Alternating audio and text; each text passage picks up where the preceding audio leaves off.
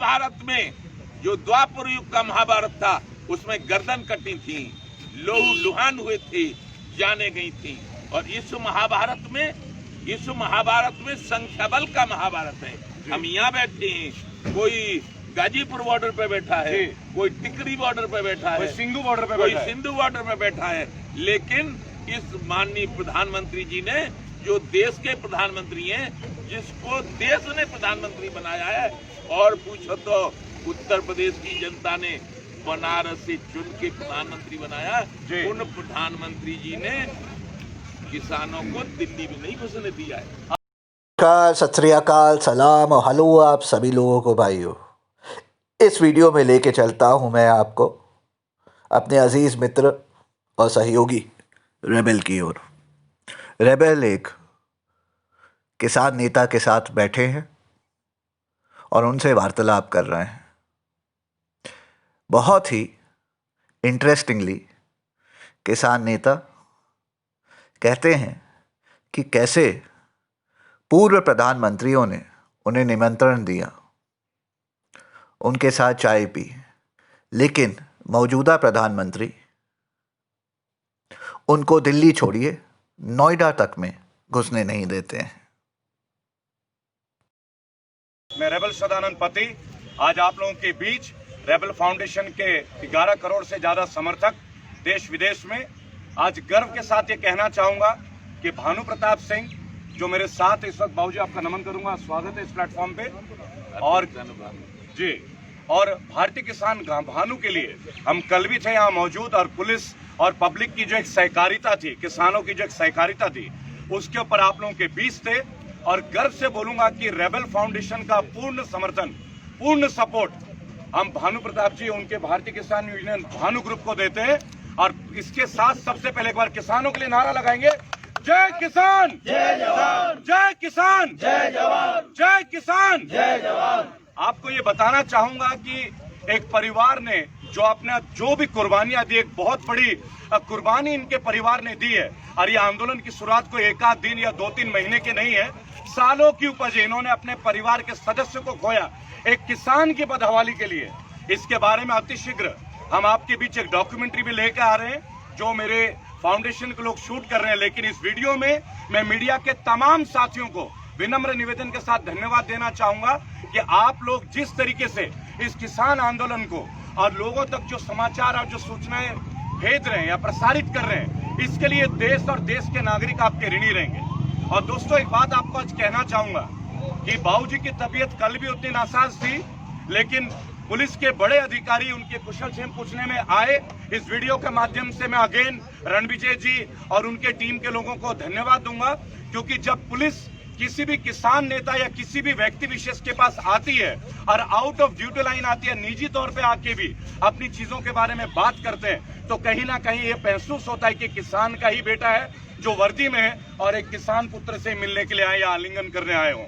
दोस्तों, आज इस किसान बिल के लिए दो टूक जो इन्होंने, बाबूजी ने कल भी मुझे बोला था और आपकी भी जब ये बोलेंगे कि हम किसान बिल को वापस चाहते हैं, इसमें संशोधन नहीं चाहते हैं। बाबूजी, कल आपकी भी हमारी कुछ बात हुई थी, मैं चाहूंगा आप अपने विचार हमारे लोगों तक बताएं।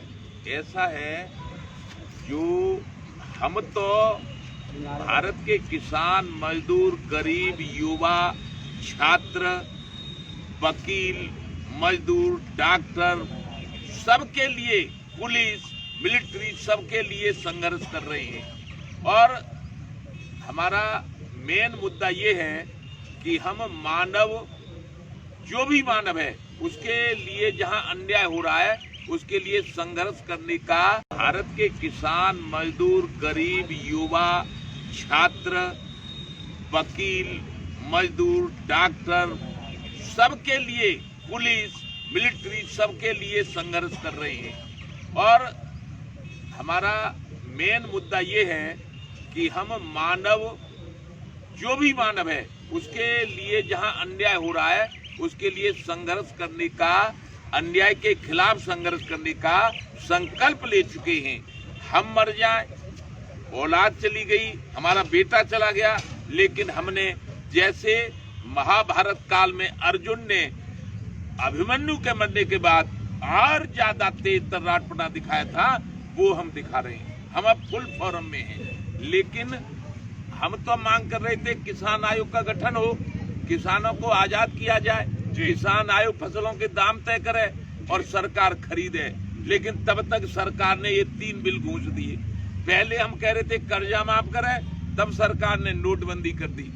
अब ये उल्टे काम कर रही है सरकार, तो फिर अहिंसा को लेते हुए और लोकतांत्रिक प्रक्रिया के अनुरूप हम फिर आंदोलन करने का अधिकार रखते हैं, वो कर रहे हैं। चाहे वो 1 महीना चले, 1 साल चले, चाहे हम जब तक जिंदे रहें तब तक चले, हमें इसकी कोई परवाह नहीं है। लेकिन ये जो गलत कानून बनाए हैं, इनको किसी भी कीमत पे स्वीकार नहीं किया जाए। जय किसान, जय जवान, जय किसान, जय जवान, जय किसान, जय जवान। हम मर सकते हैं, मिट सकते हैं, बर्बाद हो सकते हैं, लेकिन भारत के किसानों के लिए इन कानूनों को स्वीकार नहीं कर सकते हैं। अच्छा, कुछ लोग ऐसे हैं जी, कुछ लोग ऐसे हैं क्यों कि हम 40 साल से सबसे पहले माननीय राजीव गांधी प्रधानमंत्री से हम लड़े थे जी, और हम तब से सब प्रधानमंत्रियों के द्वारा बातचीत करते रहे और प्रधानमंत्री आवास में ही, क्योंकि हम लोकतंत्र के स्वतंत्र नागरिक हैं, हमारा अधिकार है प्रधानमंत्री के कोठी में, प्रधानमंत्री के भवन में जाने का। हम गए हैं, बात करिए। लेकिन ये प्रधानमंत्री एक ऐसे अजीब प्रधानमंत्री है जी, इनने तो जी समझ लो कोठी में तो जाने का दिल्ली में नहीं घुसने दिए, नोएडा ही रोक ली। नोएडा दोस्तों, नोएडा में रोक लिए। आज भानु प्रताप सिंह, भारतीय किसान यूनियन भारू के राष्ट्रीय अध्यक्ष और उनके टीम के सदस्य और जो भारत के कोने कोने में उनके यूनियन के जो सिपाही हैं, ये वो सिपाही हैं जो किसान सिपाही है। क्यों? ये आंदोलन को युद्ध से कम नहीं है भानु जी। महाभारत में जो द्वापर युग का महाभारत था, उसमें गर्दन कटी थी, लोहू लुहान हुए थे, जाने गई थी। और इस महाभारत में संख्या बल का महाभारत है। हम यहाँ बैठे हैं, कोई गाजीपुर बॉर्डर पे बैठा है, कोई टिकरी बॉर्डर पे बैठा है, कोई सिंधु बॉर्डर पे कोई सिंधु बॉर्डर पे बैठा है।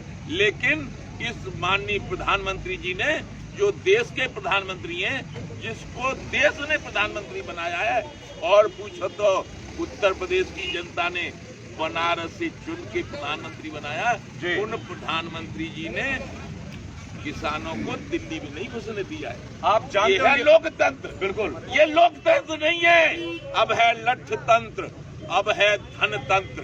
लोकतंत्र तो फेल हो गया उसी समय जिस समय भारत के किसानों को दिल्ली में जाने से रोक दिया गया। हमारी समझ, भानु जी, हमारे लोग एक बात जानना चाहेंगे। आपने किसान आयोग की बात की थी, आपने मांग की थी, और इसके ऊपर आपने एक लंबा युद्ध लड़ा था, और आज भी कार्यरत है आप इस युद्ध के लिए। हम तो ओर से लड़ रहे हैं।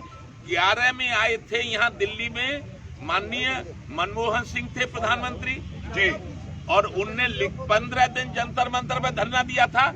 उन्होंने सारी बात मानी थी, और लेकिन काम कुछ नहीं किया जी। तो फिर 13 में आए जी, 13 में हमसे बातचीत की थी मध्य प्रदेश की पूर्व मुख्यमंत्री थी उमा भारती जी। उन्होंने कहा, दादा देखो दादा जी, ये कांग्रेस बेईमान है जी, ये कुछ नहीं करेगी, आप भारतीय जनता पार्टी का समर्थन करो जी, तो तुम्हारे सब काम पूरे हो जाएंगे।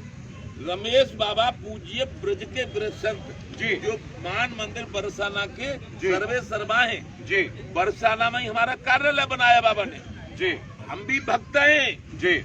और वहाँ क्या हुआ, बाबा सभी धर्मों को उपदेश देते हैं, इसलिए हमें भी बाबा पसंद करते हैं।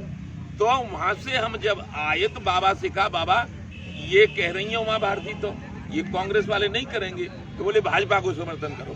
भाजपा को समर्थन कर दिया।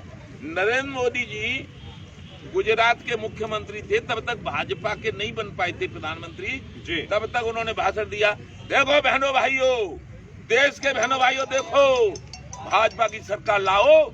और हम प्रधानमंत्री बनते ही पहली मीटिंग में देश के जो कांग्रेस ने किसानों पर कर्जा कर दिया, पूरे देश में आत्महत्या करता है, उसको सबको माफ कर देंगे, ये हमारे पास वीडियो है जी। लेकिन वो बन गई प्रधानमंत्री, कर्जा फर्जा तो कौन माफ हो, वो है कि नोटबंदी। नोटबंदी में सब नोटबंदी में आलू फेंकने लगा, किसान मरने लगा। हमारा भी बेटे ने आत्महत्या कर ली, ओम प्रताप सिंह ने। जी, शहीद हुए। हम तो ये शहादत का दर्जा देते हैं। 33 साल का था जी, और 24 जनवरी सन 18 को मर गया वो। तो उसके बाद हमने सोचा, उसके बाद 15-20 दिन कुछ खाया नहीं, मैंने हम ही मर जाए तो ठीक है। लेकिन फिर हमने सोचा कि देश का किसान मर जाएगा, एक बेटा तुम अपना खोए हो तो पूरे देश के किसानों को, बेटों को अपना बेटा मान लो और लड़ो। तो बस हम उठ के खड़े हो गए जी। हमने जाके आगरा वो हैं ये कोई नाम है अपने पुत्र के खोने के बाद ये एक अकाल मृत्यु नहीं थी, देखा जाए तो एबटमेंट टू सुसाइड है। और आईपीसी की धाराएं लगती है 306 की। आखिर किस लिए किसान आत्महत्या करता है? चाहे पंजाब का किसान हो, चाहे महाराष्ट्र के विदर्भ के किसान हो, निरंतर जुमले पे जुमले, निरंतर झूठ पे झूठ। किसान के नाम पे आज एक और अंधकार पूर्वक एक जुमला कि अब किसान डायरेक्टली अपनी फसल को कहीं भी बेचे। स्वागत आप आए। और मैं एक बात पूछना चाहूंगा, क्योंकि कल भानु जी से सवाल पूछा गया था। भानु जी, अगर आपको याद हो कि जिस व्यक्ति पे 3 बीघे या 4 बीघे जमीन हो छत्तीसगढ़ में, उत्तराखंड में, जम्मू कश्मीर में, तो माननीय प्रधानमंत्री जी और माननीय कृषि मंत्री जी, हम शब्दों का गौर करते हैं सम्मान पूर्वक। मैं आपसे पूछना चाहता हूं, शायद आपके मन में भी ये सवाल आता होगा कि जिन पे 3-4 बीघे जमीन हो, अगर वो अपने फसल छत्तीसगढ़ से दिल्ली में बेचना चाहे तो क्या साधन है अपने फसल को लाने का? क्या सरकार उनको कोई साधन प्रोवाइड करती है?